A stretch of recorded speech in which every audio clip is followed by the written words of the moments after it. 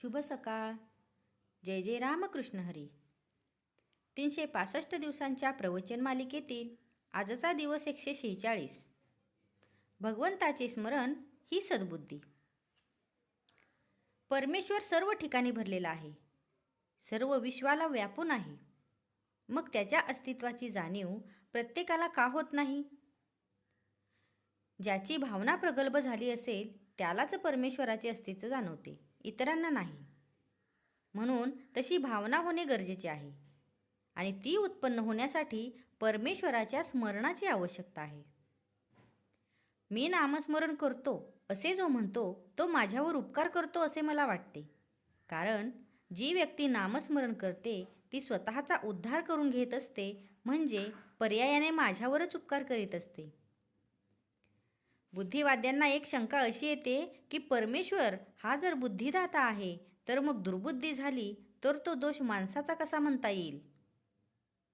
याला उत्तर असे की बुद्धिदाता परमेश्वर आहे हे अगदी खरे, पण त्या बुद्धीची सद्बुद्धी किंवा दुर्बुद्धी का होते हे पाहणे देखील गरजेचे आहे. प्रकाश, काळोख या दोघांनाही कारण सूर्यच असतो. सूर्याचे अस्तित्व हे उजेडाला आणि नस्तित्व हे काळोखाला कारण आहे. तसेच भगवंताचे स्मरण हे सद्बुद्धीला आणि विस्मरण हे दुर्बुद्धीला कारण आहे. म्हणून बुद्धिदाता परमेश्वर हे जरी खरे असले तरी सुबुद्धी वा दुर्बुद्धी टिकवणे हे मनुष्याच्या हातात आहे. भगवंताचे स्मरण ठेवले म्हणजे दुर्बुद्धी होणार नाही. म्हणून नेहमी भगवंताच्या स्मरणामध्ये राहावे आणि याला उपाय म्हणजे नामस्मरण.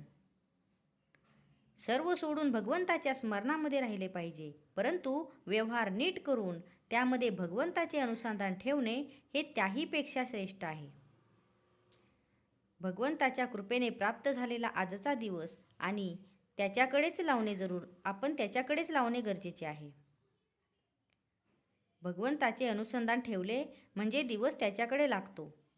अशा रीतीने आजचा दिवस भगवंताच्या अनुसंधानात घालवला तर आपल्याला नित्य दिवाळीच आहे.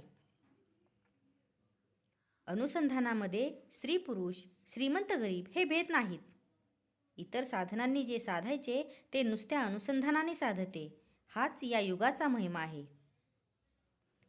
इतर विषय मनात न येता एकाच विषयावर मन एकाग्र होणे याला अनुसंधान असे म्हणतात. भगवंताचे अनुसंधान हेच खरे पुण्य आहे आणि हीच आयुष्यात मिळवण्याची एकमेव गोष्ट आहे. एका भगवंताचे अनुसंधान ठेवा म्हणजे सर्व गुण आपोआप मागे चालत येतील. भगवंताला अनन्य भावे अशी प्रार्थना करावी की देवा, प्रारब्धाने आलेले भोग येऊ देत, पण तुझे अनुसंधान मात्र चुकू देऊ नकोस. नाम व अनुसंधान 24 तास चालायला पाहिजे. तेथे दुसरी एखादी गोष्ट वेळेवर न झाली तर त्याचा आग्रह नसावा. आजचा हा भाग तुम्हाला कसा वाटला हे कमेंट करून नक्की सांगा. कमेंटमध्ये लिहा. जय जय रामकृष्ण हरी.